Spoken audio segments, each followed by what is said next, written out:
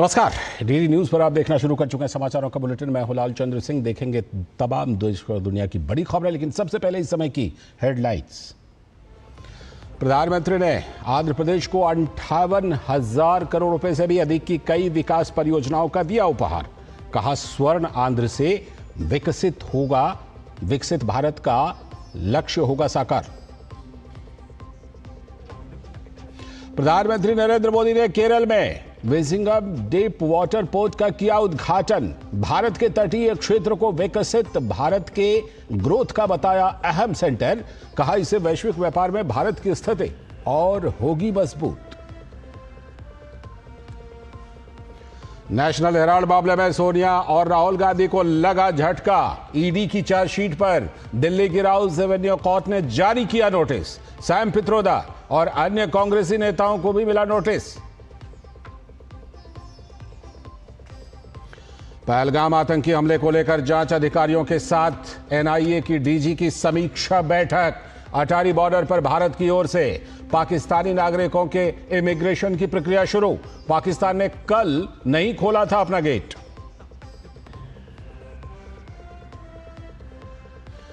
और वेब्स में भारत ने की पहली बार ग्लोबल मीडिया डायलॉग की मेजबानी। विदेश मंत्री डॉक्टर एस जयशंकर ने भविष्य में एआई की संभावनाओं पर दिया जोर, तो सूचना एवं प्रसारण मंत्री अश्विनी वैष्णव ने कहा, यह मंच कंटेंट क्रिएटर्स को दे रहा है बड़ा मौका।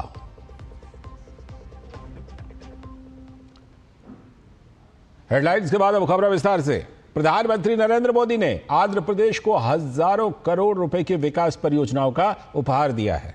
पीएम ने अमरावती में जिन परियोजनाओं का शुभारंभ और शिलान्यास किया, उनमें आंध्र प्रदेश में 7 राष्ट्रीय राजमार्ग परियोजनाओं का उद्घाटन भी शामिल है।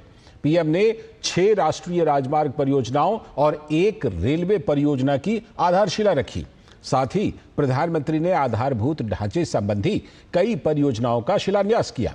इनमें विधानसभा, उच्च न्यायालय, सचिवालय, प्रशासनिक भवन और 5,200 से भी अधिक परिवारों के लिए आवासीय इमारतें भी शामिल हैं। इस पर 11,240 करोड़ रुपए से भी अधिक की लागत आएगी। पीएम ने आंध्र प्रदेश के ही नगाईलंका में लगभग 1,460 करोड़ रुपए की लागत से बनने जा रही मिसाइल परीक्षण रेंज की आधारशिला भी रखी। इसमें लॉन्च सेंटर, तकनीकी उपकरण सुविधाएं, स्वदेशी रडार, टेलीमेट्री और इलेक्ट्रो ऑप्टिकल प्रणाली शामिल होंगे, जो देश की रक्षा तैयारियों को सुदृढ़ करेंगे। प्रधानमंत्री ने विशाखापट्टनम के मधुरवाड़ा में पीएम एकता मॉल की आधारशिला भी रखी। रोजगार और ग्रामीण कारीगरों की सशक्तिकरण की दिशा में ये महत्वपूर्ण पहल है। इंद्रलोक की राजधानी का नाम अमरावती था और अब अमरावती आंध्र प्रदेश की राजधानी है। ये सिर्फ संयोग नहीं है, ये स्वर्ण आंध्रा के निर्माण का भी शुभ संकेत है। स्वर्ण आंध्रा विकसित भारत की राह को मजबूत करेगा और अमरावती स्वर्ण आंध्रा के विजन को ऊर्जा देगी। वहीं आंध्र प्रदेश के उप मुख्यमंत्री पवन कल्याण ने इस मौके पर पहलगाम हमले की निंदा की। उन्होंने कहा कि पहलगाम आतंकवादी हमला पूरे देश के लिए सबसे काले दिनों में से एक है। साथ ही उन्होंने ऐसे मुश्किल वक्त में पीएम मोदी के नेतृत्व की सराहना भी की। The Pahalgam terrorist attack has been one of the darkest days for the entire country. Even the blood was spilled in Kashmir. The blood spilled in Kashmir, it created tremors in the entire nation. And we had seen it personally, witnessed personally, the pain of the victims. For the Honorable PM Modi ji, he is leading the country through these tough times, and he assured all the citizens with stern action against the perpetrators of terrorism. I know this is very sensitive time, and Modi ji is carrying the nation's burden. प्रधानमंत्री आंध्र प्रदेश से पहले केरल में थे, तो प्रधानमंत्री नरेंद्र मोदी द्वारा समर्पित भारत का पहला कंटेनर ट्रांसशिपमेंट बंदरगाह विजिंगम राष्ट्र के विकास में अहम भूमिका निभाने को तैयार है। यह बंदरगाह समुद्री क्षेत्र में भारत की परिवर्तनकारी प्रगति का प्रतीक है। प्रधानमंत्री नरेंद्र मोदी ने बताया कि केंद्र सरकार आर्थिक चैनल को मजबूत कर रही है। सागरमाला परियोजना के तहत पोर्ट इंफ्रास्ट्रक्चर को अपग्रेड किया गया है। विझिंजम जैसे रणनीतिक बंदरगाहों की क्षमता 2 गुनी हुई है। जलमार्गों का 8 गुना विस्तार हुआ है और आज 2 भारतीय बंदरगाह दुनिया के टॉप 30 में शामिल हैं। भारत अब वैश्विक जहाज निर्माण में भी शीर्ष 20 देशों में शामिल है।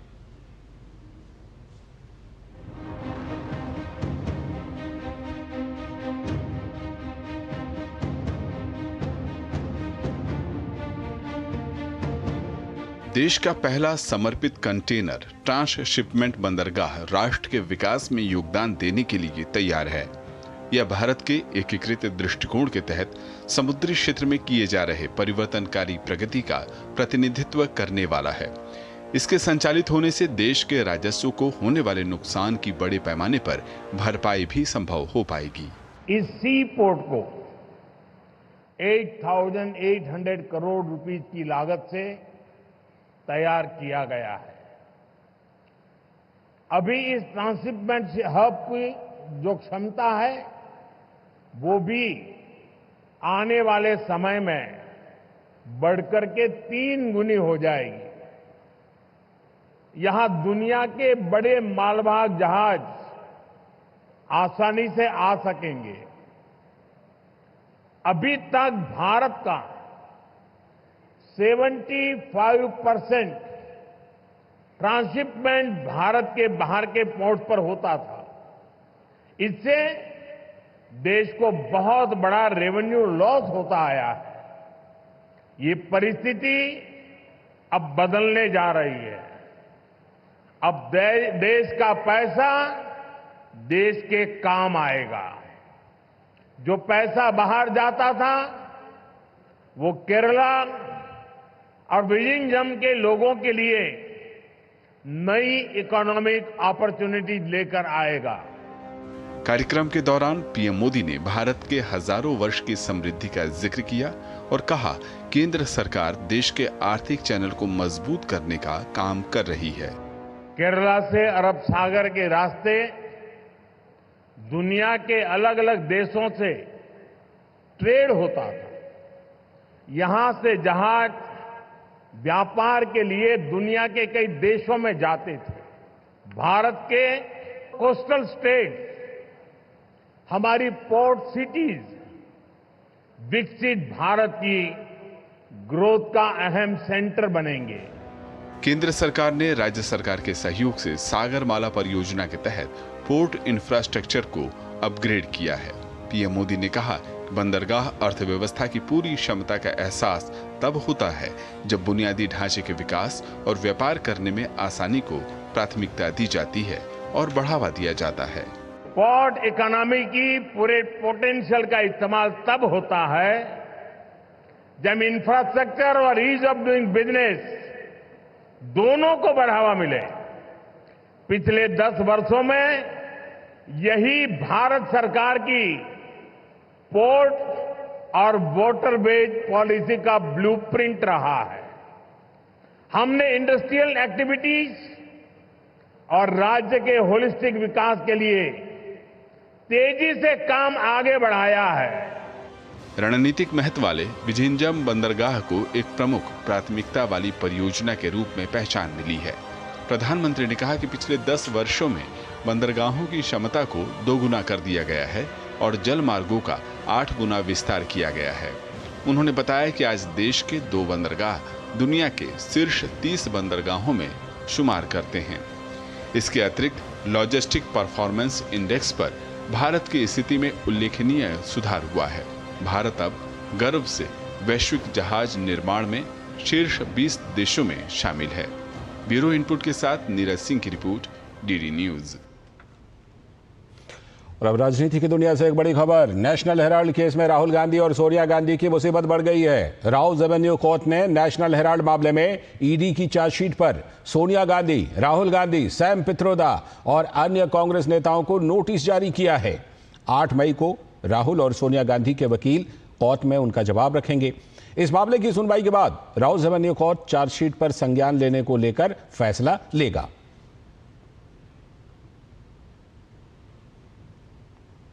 और अब अगली खबर, सम्मान के साथ वृद्धावस्था विषय पर वरिष्ठ नागरिकों के कल्याण की पहल कार्यक्रम में राष्ट्रपति द्रौपदी मुर्मू ने कहा कि देश के लिए, समाज के लिए और नई पीढ़ी के लिए यह अत्यंत महत्वपूर्ण है कि हम अपने बुजुर्गों का सम्मान करें। कार्यक्रम का आयोजन सामाजिक न्याय और अधिकारिता मंत्रालय द्वारा राष्ट्रपति भवन के सांस्कृतिक केंद्र में आयोजित किया गया था। इस दौरान राष्ट्रपति ने कार्यक्रम के दौरान सीनियर सिटीजन वेलफेयर पोर्टल भी लॉन्च किया। राष्ट्रपति भवन के सांस्कृतिक केंद्र में सम्मान के साथ वृद्धावस्था विषय पर वरिष्ठ नागरिकों के कल्याण की पहल कार्यक्रम का आयोजन किया गया। सामाजिक न्याय और अधिकारिता मंत्रालय द्वारा आयोजित कार्यक्रम को संबोधित करते हुए राष्ट्रपति द्रौपदी मुर्मू ने कहा कि देश के लिए, समाज के लिए और नई पीढ़ी के लिए यह अत्यंत महत्वपूर्ण है कि हम अपने बुजुर्गों का सम्मान करें। भारत सरकार ने बुजुर्गों के सम्मान और उनके जीवन को बेहतर बनाने के लिए कई उपाय किए हैं, जिसमें आयुष्मान भारत योजना बेहद सराहनीय है। ये प्रसन्नता की बात है कि भारत सरकार ने वरिष्ठ नागरिकों की सुरक्षा, स्वास्थ्य और जीवन की गुणवत्ता में सुधार के लिए अनेक कदम उठाए। आयुष्मान भारत प्रधानमंत्री जन आरोग्य योजना के अंतर्गत 70 वर्ष या उससे अधिक आयु के वरिष्ठ नागरिकों को 5 लाख रुपया प्रति परिवार तक का स्वास्थ्य कवरेज दिया जा रहा है। सामाजिक न्याय एवं अधिकारिता मंत्रालय द्वारा चलाए जा रही अटल वयो अभ्युदय योजना अभ्युदय वरिष्ठ नागरिकों को सशक्त बनाने के उद्देश्य से की गई एक व्यापक पहल। सामाजिक न्याय और अधिकारिता मंत्री डॉक्टर वीरेंद्र कुमार ने कहा कि सम्मान के साथ वृद्धावस्था कार्यक्रम हमारे समाज में वृद्धजनों के प्रति सम्मान का अनूठा अभियान है, जिसमें हम अपनी संस्कृति के अनुरूप अपने वृद्धजनों को अपनी धरोहर मानते हैं और उनके अनुभवों के आधार पर अपने जीवन को जीते हैं। एजिंग विद डिग्निटी ये कार्यक्रम वरिष्ठ नागरिकों के जीवन को सशक्त, गरिमामय और समावेशी बनाने की दिशा में उठाया गया एक बहुआयामी प्रयास है।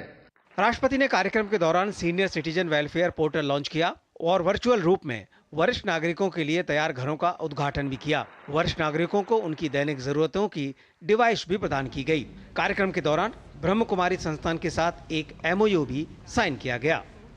Rishi Kumar, DD news, Delhi. अगली खबर, केंद्रीय पेट्रोलियम कॉर्पोरेशन लिमिटेड यानी BPCL की सराहना की है। दरअसल सरकारी स्वामित्व वाली तेल कंपनी BPCL ने 115% क्षमता उपयोग के साथ 40.5 मिलियन मीट्रिक टन का अपना अब तक का उच्चतम रिफाइनरी थ्रूपुट हासिल किया है। इसी के साथ BPCL ने 2024-25 के लिए 13,275 करोड़ रुपए का शुद्ध लाभ भी कमाया है। तो केंद्रीय मंत्री हरदीप सिंह पुरी ने एक्स पर लिखा, BPCL ने केवल 15 महीनों में मध्य प्रदेश की बीना रिफाइनरी में 5 मेगावाट के ग्रीन हाइड्रोजन प्लांट को शुरू किया, जो तेजी से और लागत प्रभावी निष्पादन के लिए एक बेंचमार्क साबित हो रहा है। इस पहल का उद्देश्य वर्ष 2040 तक प्रदूषण और कार्बन उत्सर्जन को पूरी तरह खत्म करना और भारत की हरित ऊर्जा में बढ़ोतरी करना है।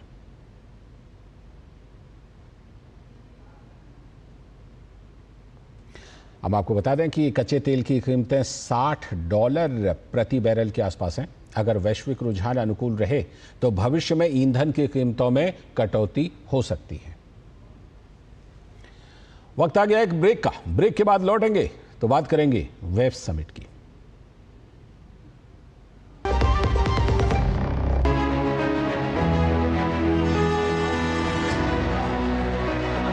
अधिकार का कागज हाथों में है, पर कानून समझने वाला कोई नहीं। नालसा की जागृति यूनिट सिर्फ कानून की किताबों तक नहीं, लोगों तक ले जाती है।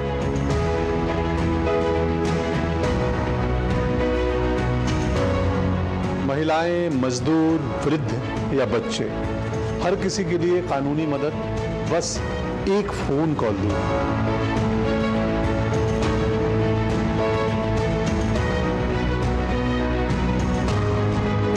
न्याय सिर्फ कचहरियों में नहीं मिलता, वो मिलता है जागरूकता से।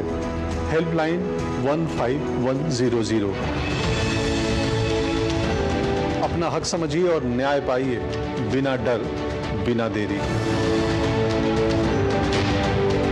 नालसा, न्याय हर घर तक, न्याय सबके लिए।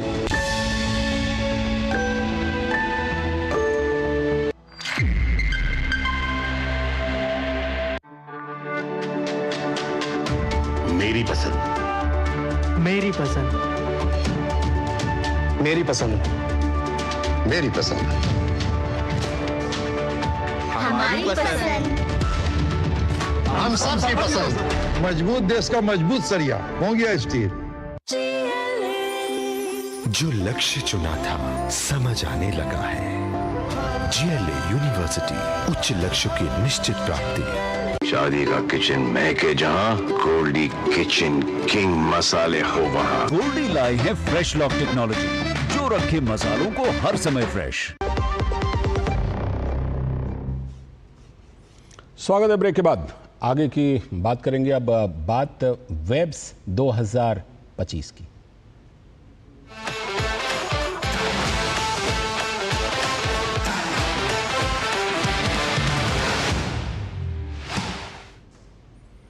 मुंबई में वेब समिट जारी है। आज दूसरा दिन है। आमिर खान ने आज प्रसार भारती पवेलियन का दौरा किया तो डीडी न्यूज की टीम ने आमिर खान से खास बातचीत की। आमिर ने बदलते समय में प्रसार भारती की भूमिका को लेकर बात की। आमिर खान ने कहा कि प्रसार भारती देशवासियों तक पहुंचने का काम कर रहा है।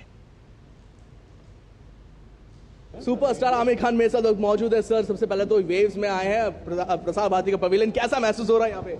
बहुत अच्छा लग रहा है। ये बहुत ही शानदार पवेलियन है प्रसार भारती का, और मैं प्रसार भारती को शुभकामनाएं देना चाहता हूँ। और जो काम हो रहा है प्रसार भारती के तहत, वो बहुत ही अहम काम हो रहा है, देशवासियों तक पहुँचने का काम।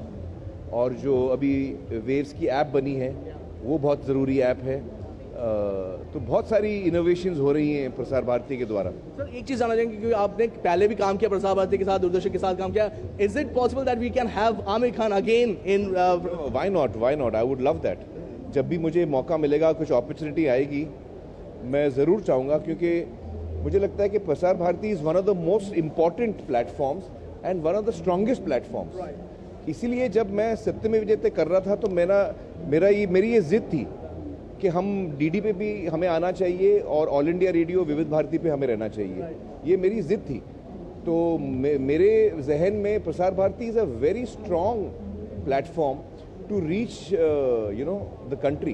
लास्ट क्वेश्चन, ये वेव्स का समिट जो हो रहा है, आपको कैसा लग रहा है कि इससे कितना फायदा मिलेगा? कंटेंट प्रोड्यूसर, आप खुद प्रोड्यूसर है, डायरेक्टर, आप कैसा लगता है कि ये सब लोगों को एक जगह पे लेके आया? जी, मुझे तो उम्मीद है कि इसका बहुत लाभ होगा हर इंसान को जो इसके साथ जुड़ेगा। ख़ास तौर से जो नई पीढ़ी है, तो यंगर जनरेशन है, उनके लिए आई थिंक बहुत सारे एवेन्यूज़ खुलेंगे इसके ज़रिए। बहुत बहुत शुक्रिया हमसे बात। तो ये थे सुपरस्टार आमिर खान, वेव्स में आए हैं, वो भी प्रसार भारती के पवेलियन पे। क्या बस आशीष के साथ मैं तापस भट्टाचार्य, दूरदर्शन समाचार, मुंबई। और मुंबई में चल रहे वेब समिट में रिलायंस फाउंडेशन की संस्थापक और अध्यक्षा नीता अंबानी ने taking Indian culture to the world session में हिस्सा लिया। तो सत्र के बाद डीडी न्यूज से बात करते हुए नीता अंबानी ने कहा कि वेब समिट प्रधानमंत्री मोदी का बहुत अच्छा इनिशिएटिव है। ये भारतीय संस्कृति और इंडिया को ग्लोबल स्टेज पर लाने वाला है।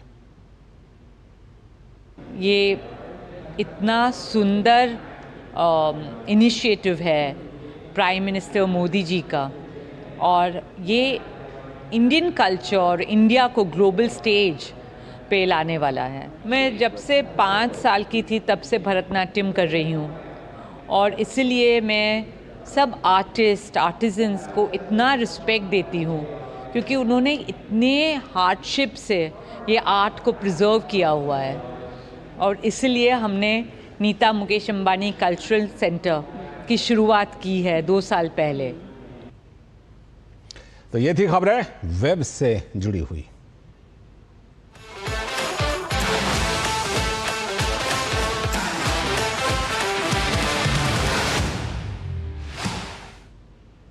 आगे देखेंगे आज की कुछ और बड़ी खबरें। फिलहाल वक्त है एक और छोटे से ब्रेक का।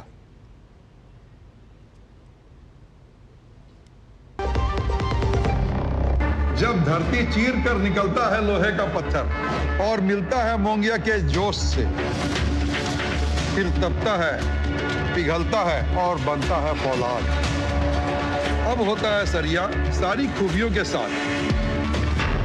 मोंगिया स्टील, मजबूत देश का मजबूत सरिया।